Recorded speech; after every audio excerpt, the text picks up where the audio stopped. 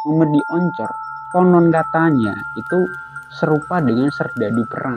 Ada yang itu tangannya itu nggak ada, terus kepalanya nggak ada yang cuma separuh badan doang itu pegang obor. Ada juga itu bentuk-bentuk yang emang itu nggak nalar buat dilihat manusia. Nah bapak tadi malam itu lihat ada yang kepalanya ditenteng sambil tangannya itu pegang obor.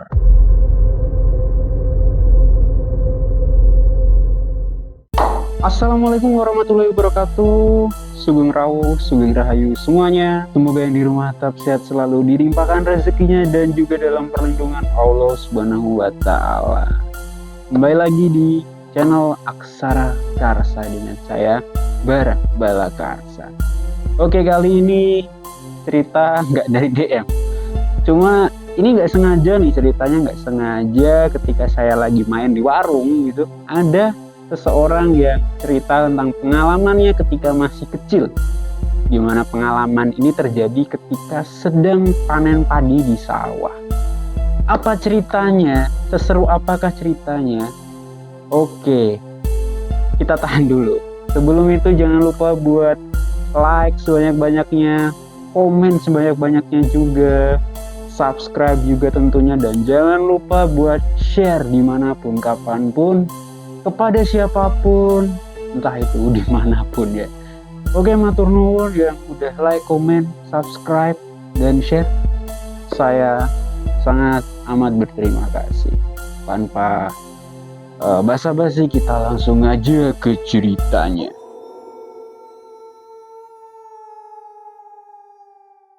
Narasumber kali ini bernama Roni.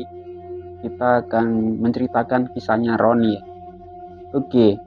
Kisah itu bermula di mana Roni ini itu kalau panen sama keluarganya itu biasanya agak sore. Nah malamnya itu biasanya bikinlah sebuah tempat yang sederhana itu dengan terpal, itu tidur di atas jerami yang itu udah dikasih alas berupa entah karpet atau tikar gitu kan. Nah di situ itu agak sore itu masih ya pokoknya itu masih nebasin padi gitu kan. Nah di situ nggak kerasa itu waktu udah mau maghrib. Nah di sini Sujat gitu kan selaku bapaknya Roni itu mengajak anaknya buat sholat maghrib karena emang waktu udah maghrib kan. Nah di situ Sujat dan Roni pun menunaikan ibadah sholat maghrib sambil ya setelah sholat itu menikmati beberapa makanan yang tadi sore masih sisa, dimakanlah oleh mereka berdua. Nah Roni di sini heran, tanyalah sama bapaknya itu kan, karena baru pertama kali itu Roni itu ikut buat panen padi gitu, sampai nginep di sawah pula. Tanyalah sama bapaknya Sujat gitu ya, Pak ini kok kita sampai nginep di sawah itu gimana sih gitu? Emangnya kenapa nggak ada hewan atau apa yang itu ditakutin sama bapaknya gitu kan, sama si Sujat ini, bapaknya Roni. Sujat ini jawab, nggak apa-apa, paling yang ditakutkan cuma ular. Kalau nggak ular ya udah tikus. Yang lebih parah itu maling. Yang parah itu maling padi. Ya biasa kan, kalau panen gini tuh yang maling padi itu banyak. Biasanya ya padi terus dibawa sama beberapa orang. Pokoknya udah sering itu beberapa petani itu kecolongan. Panennya sore nggak dibawa kan, mau dilanjutin besok, taunya padinya udah hilang gitu. Nah emang di daerahnya Roni itu kan, daerahnya itu bener-bener aneh ya menurut saya. Jadi padi pun dimaling gitu kan, terus jahe pun dimaling, entah itu malingnya itu di sawah itu apapun aja tuh dimaling gitu, entah malingnya siapa ya, gabut banget gitu kan. Nah di situ kan saking asiknya ngobrol, udah memasuki waktu Isya, itu ditandai dengan azan Isya yang udah terdengar lah dari telinga Roni dan juga bapaknya si Sujat. Kemudian setelah Ba'da Isya itu selesai gitu kan, kedua orang ini Roni dan juga Sujat ini menunaikan ibadah sholat Isya. Nah di situ ya masih zikir-zikir dan lain-lain, ada suara yang aneh kayak suara batu dipukul, ting ting ting ting gitu. Tapi aneh, itu bener-bener kayak dari segala penjuru arah gitu, kayak bener-bener orang natah batu gitu, ting ting ting. Nah di sini Roni itu bingung. Roni kan bingung kok ada suara seperti itu gitu kan. Nah akhirnya Roni tanya sama Sujat, Pak ini kok ada suara orang mukul batu, kan di sini nggak ada batu besar, kok ada orang yang mukul batu ya? Tanya Roni pada bapaknya. Nah Sujat tuh jawab, wah nggak tahu, malam-malam gini tuh nggak mungkin ada orang yang mukul-mukul batu. Apalagi kan udah lama banget lah warga-warga daerah desa itu emang dulu itu ada yang bekerja sebagai pemecah batu. Tapi untuk sekarang udah nggak ada ya, karena batu di sungai itu udah bener-bener habis. Itu dipecahin sama orang-orang desa. Ya dulu emang aliran sungai itu benar-benar banyak batu-batu kecil dan juga besar ya. Terus akhirnya warga desa itu ada yang bekerja sebagai pemecah batu. Tapi sekarang udah nggak ada karena batunya juga nggak ada. Hanya beberapa batu-batu padas yang memang itu udah nggak bisa buat dipecahin. Ya, karena emang nggak bisa untuk menjadikan bahan bangunan ya, karena biasanya batu dipecah itu kan buat bahan bangunan ya, entah ngecor dan lain-lain. Nah di situ dijelaskan sama Sujat bahwa udah nggak ada. Bapaknya pun juga nggak tahu ya, Sujat ini nggak tahu bahwa apakah suara ini berasal dari pemecah batu. Tapi suaranya berbeda. Lalu itu menginjak jam 8 mau jam 9 tuh ada suara langkah kaki. Tuk, tuk, tuk, tuk, tuk, tuk, tuk. Kembali lagi kan, itu Roni tanya sama Sujat selaku bapaknya Roni. Tanya lagi, Pak ini sebenarnya suara apa sih Pak? Tadi suara orang mecah-mecahin batu. Sekarang kok malah ada suara langkah kaki. Banyak banget. Kayak langkah serdadu. Di situ kembali lagi. Ketika Roni tanya Sujat, Sujat ini jawab, wah nggak tahu lagi. Apa ya? Emang dulu pernah ada suara-suara seperti ini, tapi Bapak juga nggak tahu ini suara apa. Jawab Sujat. Karena emang nggak terlalu paham ya sama apa yang terjadi. Sujat sempat mendengar juga gitu kan, ucap Sujat sama anaknya, tapi emang nggak tahu gitu kan. Nah Roni kan bingung, tadi ada suara orang mecah batu, sekarang ada suara sepatu. Apaan ini? Baru pertama kali itu Roni tuh mendengar suara-suara aneh seperti itu. Bahkan itu di sawah, itu gelap gulita, nggak ada penerangan sama sekali, dan pencahayaan itu cuma lampu teplok yang itu lumayan jauh kan, ditaruh agar nanti nggak bisa ngebakar. Takutnya kalau deket-deket ngebakar jerami ya, jerami kan gampang terbakar gitu, makanya ditaruh di agak jauh gitu. Pencahayaan kan cuma itu lampu teplok gitu. Ya kalau ada suara-suara seperti itu kan aneh gitu kan, siapa yang nggak takut, apalagi Roni di waktu itu kan usianya masih cukup belia kan, kisaran umur 8 tahun kan, nggak tahu. Sujat pun ditanya, selaku bapaknya Roni ditanya sama anaknya Roni itu nggak tahu juga. Lalu ngobrol lah mereka berdua kan, sambil menyeruput teh gitu kan, yang baru aja itu dianterin sama istrinya Pak Sujat. Kemudian mereka ngeteh gitu kan, ini Pak Sujat udah pulang, ngeteh berdua sambil ngobrol, ya dinasihatin lah biasa, nasihat bapak kepada anaknya. Sampai menginjak itu agak malam, dimana bulan itu benar-benar terang di atas kepala mereka, itu ada lagi suara batu, teng, teng, teng gitu ya. Ada suara batu yang keras banget. Lalu ada juga suara sepatu yang itu menderu keras banget. Bruk, bruk, bruk, bruk, bruk.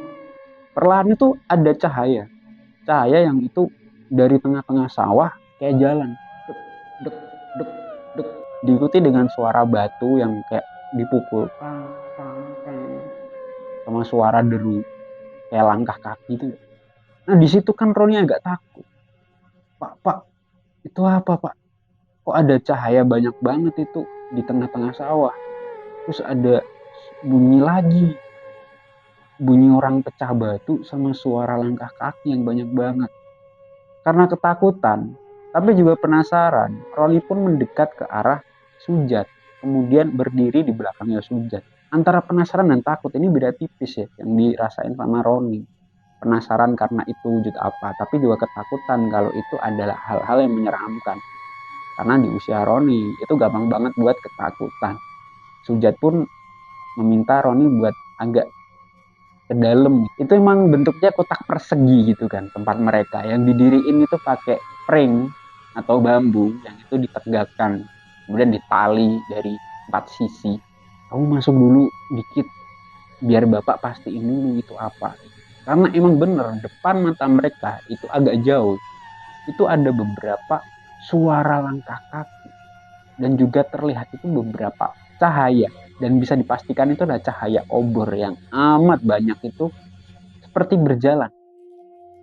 Dan itu lumayan cepat ya, gitu. Berbarengan dengan suara langkah kaki dan juga batu yang itu dipukul-pukul, pang pang pang. Sujat pun akhirnya mendekat, mencoba mengetahui apa yang sebenarnya dia lihat gitu. Sebenarnya apa sih itu yang ada di depan mereka?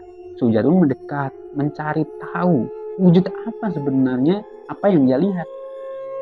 Ketika Roni melihat bapaknya udah jauh gitu, bapaknya langsung lari itu mendekat ke Roni, langsung kayak deket Roni.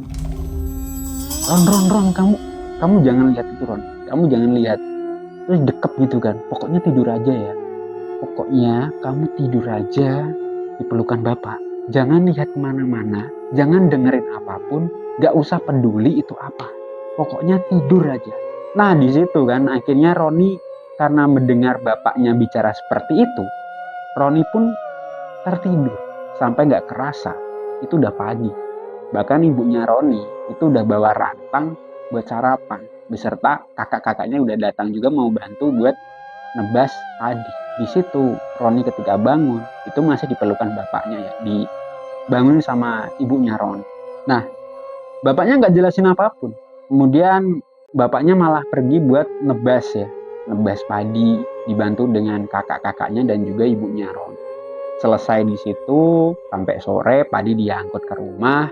Baru setelah selesai mandi itu di waktu malam, Roni beraniin buat tanya sama bapaknya ketika bapaknya itu lagi menyantap makanan. Awalnya bapaknya nggak mau cerita ya, terus kemudian karena Roni ini benar-benar pengen tahu ya, di usia seperti itu Roni tuh pengen tahu, akhirnya bapaknya pun cerita. Ron, tadi malam obor-obor kayak cahaya yang serupa obor itu yang kita lihat dan deru langkah kaki itu namanya memedi oncor. Nah akhirnya kan karena cuma ada kata memedi oncor itu, Roni pun tanya lagi kan, apa itu Pak memedi oncor? Nah baru bapaknya itu melanjutkan lagi, memedi oncor konon katanya itu serupa dengan serdadu perang. Ada yang itu tangannya itu nggak ada, terus kepalanya nggak ada yang cuma separuh badan doang itu pegang obor. Ada juga itu bentuk-bentuk yang emang itu nggak nalar buat dilihat manusia. Nah bapak tadi malam itu lihat ada yang kepalanya ditenteng sambil tangannya itu pegang obor. Ada juga beberapa bagian tubuhnya itu yang nggak utuh. Mereka pegang obor semua, mengelilingi sawah. Entah apa yang terjadi sama wujud-wujud ini ya. Tapi pakaian mereka itu memang serupa serdadu perang yang itu mungkin di zaman-zaman era Perang Dunia Kedua. Tapi itu hanyalah sebatas konon ceritanya.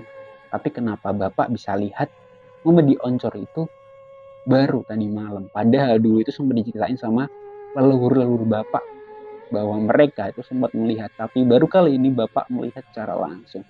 Ucap Sujat selaku bapaknya Roni kepada Roni. Disitulah baru terjawab bahwa apa yang dilihat Roni, apa yang dilihat oleh bapaknya Roni bernama Sujat ini, itu bernama memedi oncor. Oke, itu tadi cerita dari Roni selaku narasumber yang nggak sengaja saya temui di warung, menceritakan tentang ya pengalaman mistisnya ketika panen padi dan melihat yang katanya adalah memedi oncor. Bisa saya jelaskan sedikit tentang apa itu memedi oncor ya? Memedi oncor benar yang dikatakan sama Sujat atau bapaknya Roni. Itu serupa dengan serdadu perang gitu ya. Entah tangannya itu nggak ada, kepalanya nggak ada, atau kakinya pincang sebelah. Tapi memang langkahnya itu deru seperti serdadu perang yang itu berjalan sangat rapi, berjajar sangat rapi, kemudian berjalan dek sambil bawa obor. Ya mungkin itu seperti jejak residual ya, residual gimana sih wujud-wujud yang memang itu kalah perang, kemudian memanifestasi wujudnya seperti itu. Entah itu jin kemudian memanifestasi wujudnya serupa dengan serdadu perang, saya nggak tahu juga. Cuma emang dari cerita yang berkembang, dari cerita-cerita yang sempat saya dengar, memedi oncor itu memang serupa serdadu perang yang selalu membawa obor.